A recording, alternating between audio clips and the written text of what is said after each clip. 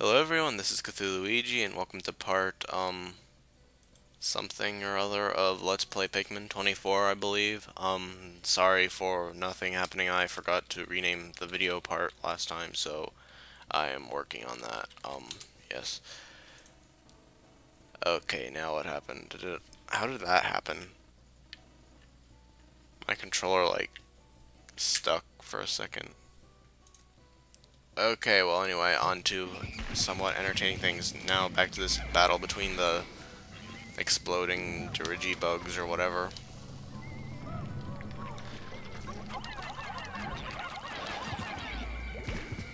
Whoopsie. Whoopsie. That was not very good. At least I had the foresight to use reds. They need to have a type of Pikmin in Pikmin 3 that's immune to explosions. Okay, good luck with that. Of course, they have ridiculous recovery time, and when a bomb rock's dropped right next to them, they still somehow survive it, because they're dumb cheaters. Killing all my red Pikmin. Or I think they only indirectly killed one of them with its dumb bomb rock, and I killed the rest by having bad aim, but, that's not fair. They have way too much bomb rock resistance, although I guess it kind of makes sense considering they're bomb rock spawning monsters. Yeah, I can't really call these bugs and feel like I'm making an accurate description. Those are definitely monsters. Where'd my other three, or where'd my... Oh wait, no, I do have them all. So let's just try to spawn any more bomb rocks that might be trying to bomb us. I have a very hard time believing I'm not gonna find more anyway, but maybe I'll be lucky.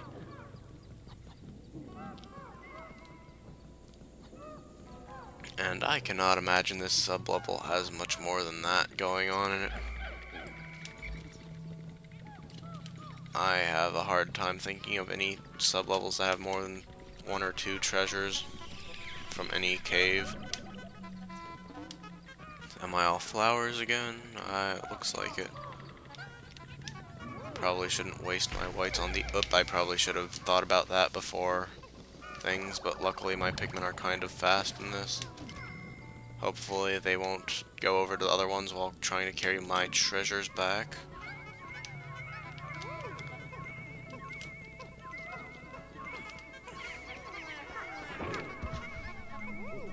It really looked like one of them flew off there. I guess it didn't, but still, it kind of freaked me out. How did that happen? That's bizarre to think that in this one, Pikmin can have kind of ungood AI. It seems like a pretty important trait setting Pikmin 1 apart, but oh well. So if you haven't noticed, this cave seems to have quite the abundance of like mechanical type parts. I guess duct tape isn't exactly mechanical, but that was on a snow based level instead of a robot level like this one.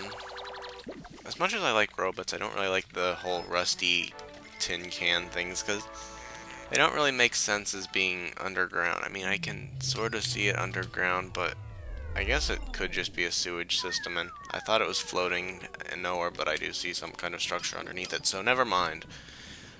I am fine with the plausibility factor here. It's just these tend to be harder, if only because they have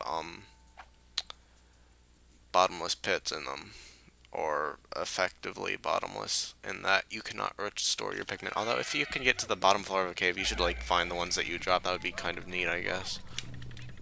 And here's one of the waiting, or not waiting, restoration levels. I'm pretty sure the only hazards are the weird fire spouting things.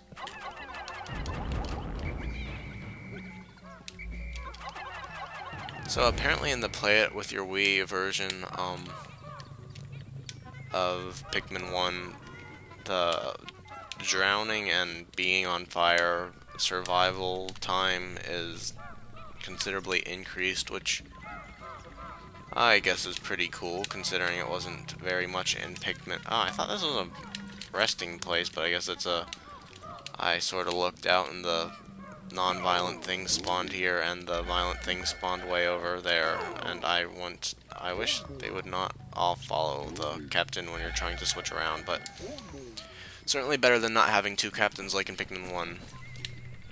And I can pretty much get all but one of these to kill each other. Yeah, it's kind of hard if they're both facing, but if you can do something like that, you can...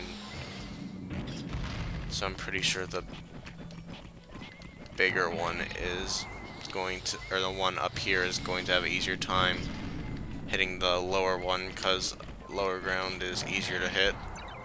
How did that knock me backwards? Okay, spit it at me. That one, it looked like it missed. Bull honky. Yeah, this is not the easiest of all of them. I could probably have killed it by now if I was just punching it. That worked.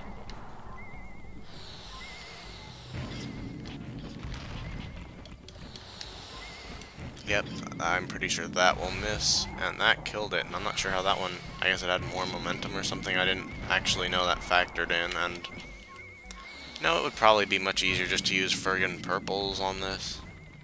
I also like how these dumb baby or female forms are like infinitely stronger than the giant one with a friggin' armor on its back, just because they can attack kind of constantly without sucking in air, an event that is also their weakness and stuff. But ideally, I really do like the cannon beetle family, and that was freaking me out. Yeah, but I like the cannon beetle family, and I think they should have like a cave based around them. They're certainly better than stupid snagrets, which get a snagret hole and get to be the honorary boss of the White Flower Garden. And these poor, like, interesting enemies. Oh, no, I can say a lot of bad things about snagrets, but I can't say they aren't interesting. They are certainly interesting enemies. But, yes, I would like to see a cave based around cannon beetles in Pikmin 3. Because, like, all the games seem to have unfair dominance on bulborbs, and this one kind of with dweevils and arachnorbs and just generally those spidery type enemies. Although dweevils and arachnorbs aren't apparently related. What? Whatever. At least you're all alive. That's all that I really care about. I don't care if you're in excruciating pain as long as you can continue to be my slaves.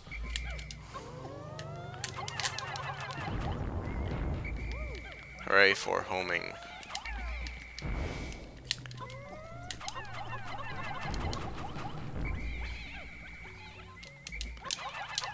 So I still think it would be kind of neat if you could, like, Pikmin 3 should have, like, some kind of super nectar that, like, temporarily or permanently transforms Pikmin into, like, a 4th or 5th stage past the ultra spicy, or ultra bitter, or no, it is ultra spicy sprays form. Like, the fire Pikmin could have fire coming off their leaves and be magical and fiery and all kinds of wackies.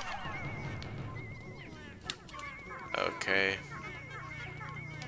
These are gonna go... Whoa, that freaked me out. I hope nothing less friendly tries to drop from the skies on my purples.